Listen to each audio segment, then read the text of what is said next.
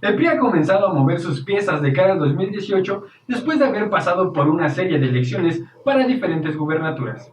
El dirigente nacional de este partido, Enrique Galván Ochoa, nombró a Fernando Charleston Hernández como presidente interino del Comité Ejecutivo Estatal del Tricolor en Morelos, en sustitución de Ricardo Becerril Estrafón, quien renunció después de casi 3 años. Ochoa Reza informó que este nuevo cargo tiene como finalidad organizar el proceso de renovación interna para resolver el proceso de las candidaturas del siguiente proceso electoral local, el cual comenzará en septiembre de este año y concluirá en junio del próximo. Pero, ¿quién es Fernando Charleston Hernández?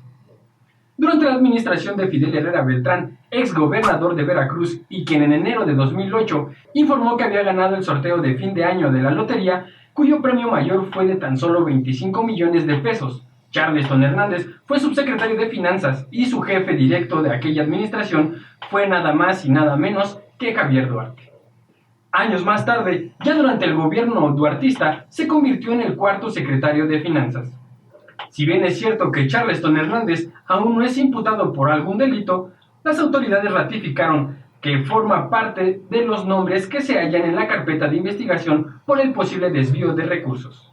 El contador estatal de Veracruz, Guillermo Moreno Chazarini, advirtió que existen investigaciones contra al menos 150 funcionarios de los gobiernos de Herrera Beltrán y de Duarte de Ochoa, quienes probablemente participaron en el desvío de 15 millones de pesos en los años que van de 2010 y 2016. Entre los investigados que tendrían una orden de aprehensión estarían los exsecretarios de Finanzas Tomás Ruiz González, Antonio Gómez Pellegrini y el mismo Charleston Hernández. A pesar de estos indicios de corrupción que aquejan al tricolor, Enrique Ochoa ha manifestado reiteradamente que está en contra de todo tipo de corrupción, y es que estos actos de impunidad de los gobernadores priistas no dañan ni perjudican al partido. Paradójicamente, uno de los que está señalado por corrupción es el candidato del PRI en Morelos. Al parecer, los escándalos no dañan al PRI, o de lo contrario, Charleston Hernández estaría inhabilitado de actividades políticas. En una entrevista que tuvo Ochoa Reza con el periodista Leo Zuckerman, afirmó: "A mí me indigna la corrupción como le indigna a la inmensa mayoría de los priistas". Tal parece que al dirigente nacional del PRI le ha preocupado mucho el tema de la corrupción.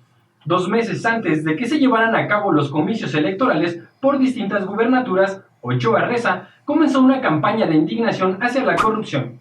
En sus mensajes afirmó que el líder de Morena había recibido dinero por parte de Duarte y que además lavaban recursos ilegales en la campaña de Delfina Gómez.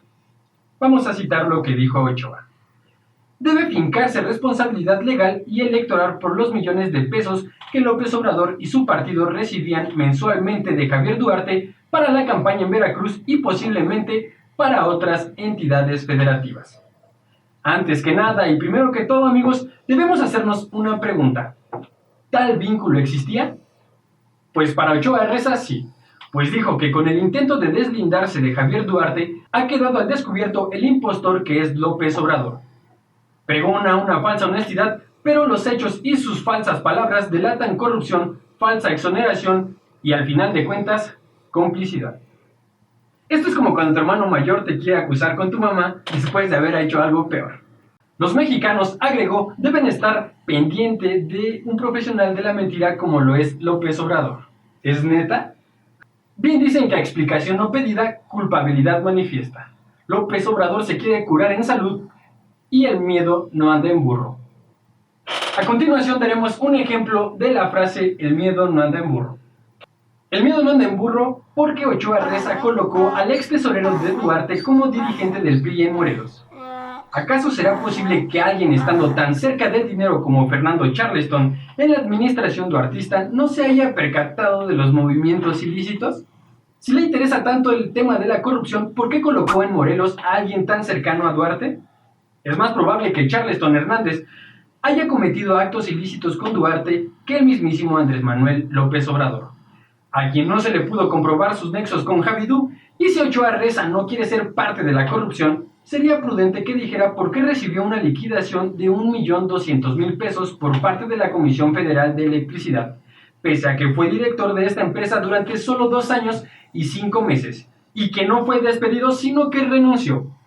cuando tuvo que haber recibido 231,000 pesos de acuerdo con el manual de trabajo de la misma compañía. Somos PRI. Un escándalo más se suma al gobierno de nuestro querido llamado Mr. President Enrique Peña Nieto, ya que el diario estadounidense The New York Times publicó una investigación en la que aseguró que periodistas y activistas han sido espiados por parte del gobierno mexicano a través del programa Pegasus, software fabricado por el grupo israelí NSA Group, quienes los venden únicamente a gobiernos con el fin de que investiguen al crimen organizado y a terroristas. Este programa es algo así como tener novia, ya que se apropia de la información de los teléfonos inteligentes, permite grabar conversaciones y filmar por medio del mismo dispositivo. Esto puede lograrse si la persona a quien se investiga da clic a un enlace engañoso. O sea que ahora ya hasta ver porno se ha vuelto más peligroso. De acuerdo con el New York Times, que examinó varias decenas de mensajes y con apoyo de especialistas, el gobierno peñista ha utilizado este software para vigilar, entre otros, a los periodistas Carmen Aristegui, ¿quién sabe por qué será?, Carlos Loret de Mola y a Juan Pardinas, director general del Instituto Mexicano para la Competitividad, quien fue un impulsor de una ley anticorrupción. No obstante, este diario exteriorizó que no existen pruebas decisivas de que el gobierno está detrás del espionaje. Sin embargo, indicó, sustentando con algunos ciberexpertos, de que hay pocas dudas de que autoridades mexicanas o algún grupo corrupto interno estén involucradas. La investigación hecha por el Times afirma que los intentos para realizar hackeos fueron muy personalizados, llegaron a los objetivos por medio de mensajes diseñados para inspirar pánico y conseguir un acceso rápido a los teléfonos celulares. Como medida preventiva y de exigencia sobre el esclarecimiento de la situación, periodistas y defensores de derechos humanos dieron una conferencia de prensa para demandarle al gobierno federal otorgue una explicación por los supuestos actos de espionaje en su contra. En la conferencia, integrantes del Centro de Derechos Humanos Miguel Agustín Pro Juárez, de la Organización Mexicanos contra la Corrupción del Instituto Mexicano por la Competitividad e integrantes del equipo de reporteros de Aristegui Noticias, comentaron que estos sucesos no son aislados, sino que se trata de actos de vigilancia contra aquellos actores incómodos del gobierno peñista, precisamente en los momentos más críticos de la administración en turno. Asimismo, dijeron, rechazamos este nuevo ataque contra la sociedad civil. Exigimos rendición de cuentas por parte del gobierno mexicano sobre el uso del malware para realizar espionaje. La apertura de investigaciones independientes, exhaustivas y transparentes, así como sanciones contra los responsables que mediante el abuso del poder han decidido vulnerar ilegalmente la privacidad de estos actores sociales. Asimismo, exigimos las reformas legales necesarias para regular las facultades del Estado de conformidad con los parámetros de derechos humanos y garantizando la rendición de cuentas. Carmen Aristegui, en esa misma conferencia, cuestionó la actitud de Enrique Peña Nieto, requiriendo una explicación. ¿Qué debe decir el jefe de Estado sobre el espionaje ilícito, alevoso y auspiciado con nuestro propio dinero contra los periodistas defensores de derechos humanos y figuras críticas del desempeño gubernamental? Enrique Peña Nieto está obligado, y no se trata de una contestación, a esclarecer este asunto porque es inaceptable el espionaje e inaceptable que hayan asesinado a los periodistas. Aristegui, en su participación, aseguró que hay mucha documentación y pruebas técnicas y científicas que encaminan a que el CISEN, la PGR y el Ejército como organismos que han utilizado este software en contra de estos actores. Pone sobre la mesa la discusión de los periodistas asesinados. No sabemos si los periodistas asesinados antes de ello fueron espiados. No sabemos si algo así ocurrió, pero a la luz de lo que vemos, tenemos derecho a pensarlo, expresó. El presidente y las instituciones del gobierno mexicano están obligadas a investigar y descubrir quiénes están detrás de las tantas ilegalidades que ocurren en México, tales como los robos de gasolina, los secuestros, narcotráfico, corrupción de diferentes gobiernos y sindicatos, los fraudes electorales, entre muchos otros, y los que se acumulen en la semana y en lo que va del año y así sucesivamente. Pero el gobierno, en vez de indagar sobre estas pequeñas irregularidades, espía a sus críticos, aquellos que son la voz de muchas de las víctimas de este país, aquellos que hacen luz en la oscuridad, de aquellos que abren las puertas cuando las demás están cerradas. La pregunta es ¿qué hizo el gobierno federal o qué hace o qué va a hacer con la información obtenida del espionaje? ¿Qué estará haciendo con las imágenes, videos, mensajes, etcétera, de los incómodos del gobierno peñista? Es necesario y una obligación por parte del Ejecutivo que se esclarezca este asunto. No podemos permitir más mentiras y jugarretas. ¿Pero qué dicen las autoridades gubernamentales sobre este caso de espionaje? El periódico La Jornada, en su edición del 29 de junio de 2017, mencionó: un funcionario gubernamental, sin haber escrito el nombre, rechazó en declaraciones a The New York Times que existía un espionaje de este tipo realizado por la administración del presidente Enrique Peña Nieto. El gobierno rechaza categóricamente que alguna de sus dependencias realice acciones de vigilancia o intervención de comunicaciones de defensores de derechos humanos, periodistas, activistas anticorrupción o de cualquier otra persona sin previa autorización judicial. ¿Qué sigue para México? Esto es una situación muy grave, no solo para la prensa mexicana, sino para el país entero. El Estado es el encargado de salvaguardar las vidas de las personas, no de perjudicarlas. Saludos a quienes nos espían en este momento. Amigos, si pensaban que las marchas y el tránsito de Avenida Reforma eran suficientes, el gobierno de Mancera nos demuestra que siempre puede ser peor. Así es, amigos, la línea 7 del Metrobús va porque va sin importar los impedimentos legales que pueda haber. Estas fueron las palabras del jefe de gobierno capitalino, Miguel Ángel Mancera, después de que el pasado 12 de junio, el juez octavo del distrito en materia administrativa, Fernando Silva García, ordenara suspender la construcción de la línea 7 del Metrobús sobre Paseo de la Reforma hasta que el gobierno de la Ciudad de México garantizara que la obra no afectará tanto al bosque de Chapultepec como a los monumentos históricos que se hallan sobre esa avenida. Este juez es conocido por el gobierno capitalino, porque no es la primera vez que ha otorgado reveses a alguna de las decisiones del gobierno local. En marzo de este año, Silva García expresó que 5 artículos del Reglamento de Tránsito de la Ciudad de México, los relacionados con los cobros de las fotomultas, eran anticonstitucionales. En abril de 2016, este mismo juez propuso que el abordaje gratuito del Metrobús ya no debía ser hasta los 70 años, sino a los 60. La última y la más cercana fue el pasado lunes 12, pues concedió la suspensión definitiva y total de la construcción de la línea 7. Para ello se sustentó en un documento que la Coordinación Nacional de Monumentos Históricos del Instituto Nacional de Antropología e Historia elaboró, en el que se reconocía a todo monumento histórico protegido por la Ley Federal sobre Monumentos y Zonas Arqueológicas, Artísticos e Históricos. Detrás de esta decisión se bifurcan 2 tipos de intereses que curiosamente se apoyan en el bien común. Por un lado, el gobierno de Mancera argumenta que no puede suspender la obra puesto que es en beneficio de la gente. El propio jefe de gobierno dijo: soy respetuoso de las instituciones, pero todo tiene un límite. Entonces vamos a ir de la mano a este litigio. Pero si tengo que mover algo, si tengo que quitar algo para beneficio de la gente, no me importa que nos amenacen con que nos van a denunciar que violamos sus pensiones. Yo tengo que ver por el beneficio de la gente. Además, lo voy a hacer yo. El que lo va a hacer soy yo. Y es que el Instituto Nacional de Antropología e Historia emitió una autorización de trabajos preliminares. Así es, esta dependencia otorgó una autorización de trabajos iniciales en cuanto al cambio de la carpeta asfáltica en el carril de baja velocidad de Paseo de la Reforma, es decir, por donde los camiones de doble piso, los primeros en América Latina, según Mancera, circularán. ¿Pero verdaderamente le interesa el bienestar público al gobierno de Mancera?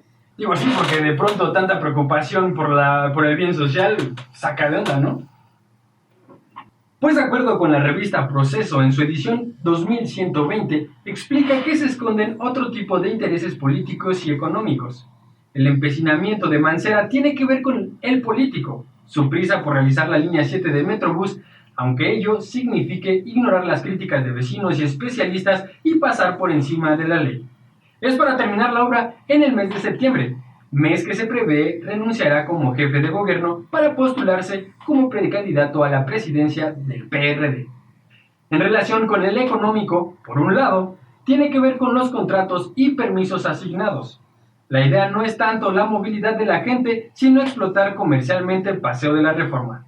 La empresa Medios de Publicidad SADCB, cuyos representantes legales son Pedro Corrales González y Francois Ranti, será la responsable de llevar a cabo dicha acción. Y es que la Dirección General de Administración Urbana de la Secretaría de Desarrollo Urbano y Vivienda, la SEDUVI, emitió el día 15 de junio de 2016 un dictamen técnico positivo condicionado. para administrar la publicidad de la línea de transporte. El 27 de abril, un año después, este consorcio precisó con Guillermo Calderón Aguilera, director general del organismo público descentralizado de la Administración Pública Capitalina Metrobús, el permiso administrativo temporal y revocable para la instalación, exhibición y comercialización de 898 espacios de publicidad en el corredor del Metrobús. De acuerdo con el semanario Proceso, esta actividad le dejaría a la empresa Medios de Publicidad una ganancia de 11.570.000 pesos durante 10 años. Como compensación, esta empresa le pagaría al gobierno capitalino en especie, es decir, le cedería el 10% de espacios digitales para la difusión de mensajes de información cívica y cultural. Citando al semanario. El permiso MBPATR-01-2017 ya prevé incluso los espacios públicos más rentables. Uno de ellos es el tramo comprendido entre la estación del Metro Hidalgo y la de Fuente de Petróleos, en particular, y las dos estaciones que se habilitarán frente al Auditorio Nacional. Una tendrá 20 espacios, 12 rotativos, 4 fijos y 4 más digitales, y la otra 17, 8 rotativos, 5 fijos y 4 digitales. Curiosamente, el gobierno de Mancera ya había adjudicado los espacios públicos con potencialidad de ser comercializados un mes antes de tramitar la manifestación de impacto ambiental específica, requisito básico para emprender cualquier obra en la ciudad. Pero aquí no terminan los intereses económicos, hay otro más. Este tiene que ver con la operación del Metrobús que irá de Indios Verdes a la Fuente de Petróleos. Posteriormente se ampliará hasta Santa Fe. La operación estará a cargo de Jesús Padilla Centeno, en sociedad con Rafael Arzate López, representante de la operadora 7 SADCB. Padilla Centeno es un viejo conocido de los perredistas. Él fue dirigente de la extinta Ruta 2, hoy en día preside la Confederación Patronal de la República Mexicana Coparmex CDMX y también la Asociación Mexicana de Transporte, así como Movilidad de Transporte y Movilidad y el Grupo de Movilidad Vanguardia, y asimismo dirige la empresa Skybus Reforma SADCB, que fue creada para operar la línea. En la administración de Andrés Manuel, Padilla Centeno negoció la salida de cientos de microbuses de la avenida Insurgentes a cambio de la concesión para operar la primera línea del Metrobús. Para este negocio creó la empresa Corredor Insurgentes S.A. Para la gestión de Marcelo Ebrard, Padilla regresó. Sacó 300 microbuses del Paseo de la Reforma para sustituirlos por Mercedes-Benz. En este caso, constituyó la empresa Corredor Vial Reforma. Ya con Mancera, se le otorgó la concesión de una de las líneas más rentables del Metrobús, Paseo de la Reforma. Este empresario explotará con la concesión Semovi, diagonal Metrobús, diagonal 015, diagonal 2016, 42 de los 90 autobuses de doble piso de la nueva línea 7 por 20 años y con la oportunidad de volver a renovar. Su socio Rafael Arzate operará el resto de las unidades, que son 48. La empresa operadora línea 7 bajo la concesión Semovi Metrobús, diagonal 014, diagonal 2016.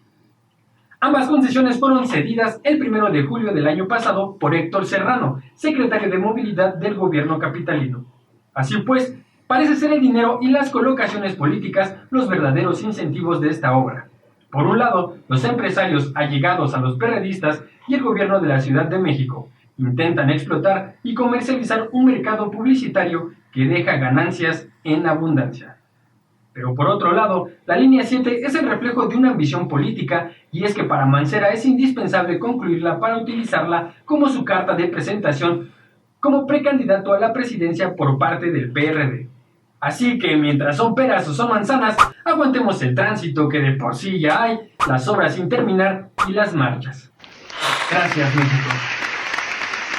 Amigos, el pasado 19 de junio se cumplieron 150 años del aniversario luctuoso de Maximiliano de Habsburgo. Hoy en día representa una pluralidad de significados políticos sociales. Por un lado, se le concibe como un verdadero liberal, incluso más que aquellos que se hacían nombrar liberales.